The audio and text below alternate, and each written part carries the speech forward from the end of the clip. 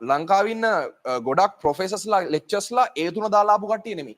සාමාන්‍ය පේරාදීන ඉංජිනේරින් ඇවිල්ලා යන්න තුන් ඉන්නවා. ලංකාවේ ප්‍රොෆෙසර්ස්ලා පවා ඉන්නවා මේ විභාගයේ සෙකන්ඩ් සයි ලියලා බෝට්ටු වලින් ගියපු. අමාරු ගණන් එනවා. ඒක හරි මම දන්නවා. අමාරු ගණන් හදන්න වාට අමාරු වෙනවා. ඉතින් ඒ අමාරු ගණන් අපිටත් ආවා. හරි. අපි ඉගෙන ගන්න කාලේ මම ඉගෙන ගන්න කාලේ මට ඔක්කොම ගණන් පුළුවන් වුණේ නැහැ. හරි. මටත් බැරි ගණන් තිබුණා. ඒ නිසා ඕනම මිනිස්සෙක් හැම ගුරුවරටම එහෙමයි. දැන් කවුරු ගුරුවෙක් කියනවා නම් ඉගෙන ගන්න කාලේ හැම ගණන් පුළුවන් වුණා කියලා බොරු කාර්යයක්. හරිද? එහෙම නැහැ. ලංකාවේ ප්‍රොෆෙසර්ස්ලා පවා ඉන්නවා ගණන් බැරි වෙච්ච. ලංකාවේ ප්‍රොෆෙසර්ස්ලා පවා ඉන්නවා මේ විභාගයේ සෙකන්ඩ් සයි ලියලා බෝට්ටු වලින් ගියපු. දැන් ඒ කියන්නේ බෝට්ටු වලින් යනවා කියන්නේ මොකද්ද? පළවෙනි පාර විභාගේ ෆේල් කියන්නකෝ. එහෙම නැත්නම් පළවෙනි පාර රිසල්ට් මදි කියන්නකෝ. ආයි පාරක් ලියනවා. ආයි පාරක් ලිව්වම අපි හිතමු එන්නේ C2 S1 කියලා. නැත්නම් C1 S2 කියලා. නැත්නම් C2 S1 ගමුකෝ. හරිද? C2 S1 කියන්නේ සාමාන්‍ය ළමයි කෙලින්ම කැම්පස් යන්න බෑ. ඒ කියන්නේ C2 S1 එකක් දැම්මට සාමාන්‍යයෙන් normally එකපාර කැම්පස් එකෙන් ඔයාලට කෝස් එකට සිලෙක්ට් වෙන්නේ නැහැ. එතකොට දැන් ඔයා කැම්පස් ඇප්ලයි කරන්න වුණාට ඇයි ඇප්ලයි කරන්න පුළුවන්. එකපාරෙන් නැති වුණාට ඇප්ලයි කරන්න පුළුවන්. එතකොට දැන් එකපාරෙන් නැති වුණාට සමහර වෙනවා දැන් මෙහෙම. දැන් ඕකේ තියෙනවනේ මම පොඩ්ඩක් නිකන් සරලව කියන්නම්.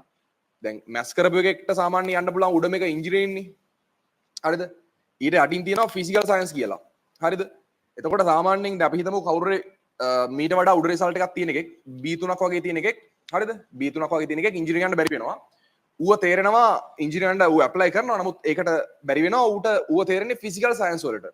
ඒතර ඌ මොකද කරන්නේ? ඌ කැමති නැහැ මේකට යන්න. ඌට ඉංජිනේරින් යන්න. ඌ මේකට යන්නේ නැතුව ඌ ඊගා අවුරුද්දේ කරලා ඒ තුනක් දාලා යන්න හිතන් ඉන්නවා. ඒ කියන්නේ ඌ මේකට යන්නේ නැහැ. ෆිසිකල් සයන්ස් වලට යන්නේ නැහැ. අන්න දැන් මේකට එන්නේ නැති එකට හිස්තනක් තියෙනවනේ, පුරප්පාඩුවක් තියෙනවනේ. ඉඩක් තියෙනවනේ. අයි මූ ආවේ නැහනේ. අන්නේ ආවේ නැති එකට සමහරවිට ඔයාලට chance එකක් එනවා. අරුන් යන්නේ උන් සෙකන්ඩ් සයි කරනවා ඊළඟ පාර මොරටු යන්න.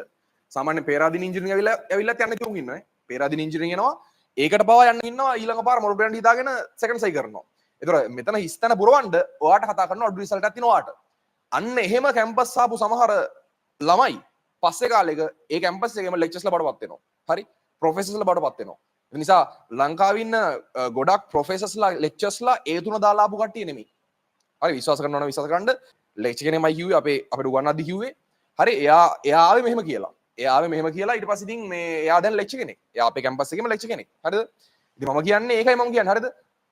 යන්න පාත්ස් ඕන තරම් තියෙනවා. හරිද? යන්න පාත්ස් ඕන තරම් තියෙනවා. මම කියන්නේ Z එක හදා ගන්න. මේ විෂය හොඳට කරන්න. මේ විෂය මම ඔයාලට හොඳටම කරලා දෙනවා. මං කියන වැඩ ටික කරන්න වෙන කිසි දෙයක් කරන්න එපා. ඔයාලට මේ කාලේ වැදගත් ඇයි සමහරට හිතන දේවල් ඇත්තටම වැදගත් දේවල් නෙමෙයි. හරිද? ඔය වයසේදී හිතෙන්න පුළුවන් සමහර දේවල් වැදගත් කියලා. ඔයා රැවිලා ඉන්න හරිද? ඔයාලට තේරෙන්නේ නැහැ. ඔයා තාම පොඩි. ඒ නිසා මම ඒකයි කියන්නේ මම කියන දේ අහපන්. මම කියන දේවල් ටික කරපන්. ඔබට වැරදෙන දේ මම කියන්නේ නැහැ. මේ විෂයන් තුන කොට දාපන්. ඒ ලෙවල් කියන එක කරපන්. වෙන මුකුත් කරන්න එපා. ඔබ මේ කාලේ හම්බ කරන්න යන්න එපා. තොට මම තව කිව්වා කරන්න එපා කියන දේවල්. හරිද? කරන්න එපා කියන දේවල් කීපයක් කියලා තියෙන්නේ. ඒ කරන්න එපා කියන දේවල් කරොත් මේක කෙලවෙනෙක් කෙලවෙනවා. ආයි මම කිව්වේ නෑ කියන්න එපා. වා කරන්න එපා කියපු දේවල් ටික කරොත් කෙලවෙනෙක් කෙලවෙනවා. මේ අවුරුදු පොඩි ගාන අවුරුද්දයි මාස කිහිපේ තියෙන්නේ. මේ කියන කාලේ මේ කියන විදිහට මං කියන ටික කරපන්. මේකේ නියත වශයෙන්ම එකක් එනවා. හරි? මේ විෂය නියත වශයෙන්ම එකක් එනවා. එක විෂයකට ආස හිතුනට පස්සේ අනිත් ඡන්දයත් උඩ දාන්න පුළුවන්. ලොකු දෙයක් නෙමෙයි. හරිද? ඒ නිසා එක විෂයක් හරියට කරගන්න ඉස්සල්ලාම ඊට පස්සේ අනිත් ඡන්ද දෙකත් හැදෙයි. නිකම්ම හැදෙනවා.